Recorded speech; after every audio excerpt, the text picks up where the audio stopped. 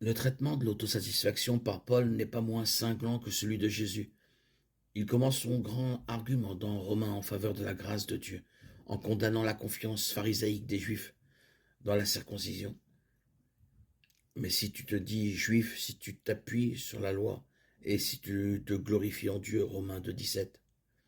Il poursuit dans le chapitre 10 en disant que les Juifs ont essayé d'être acceptés par Dieu en se basant sur leur propre justice, démontrant ainsi leur ignorance de la véritable justice de Dieu. Romains 10,3. Car ignorant la justice de Dieu et cherchant à établir leur propre justice, ils ne se sont pas soumis à la justice de Dieu. Sa conclusion est que le Christ est la fin de la loi pour la justice et non l'homme. La lettre de Paul à l'église de Galatie aborde également cette question.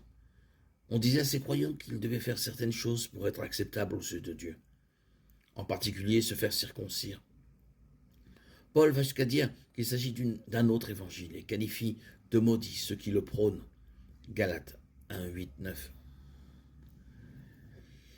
Si nous-mêmes, ou si un ange du ciel vous annonçait un autre évangile que celui que nous vous avons prêché, qu'il soit anathème.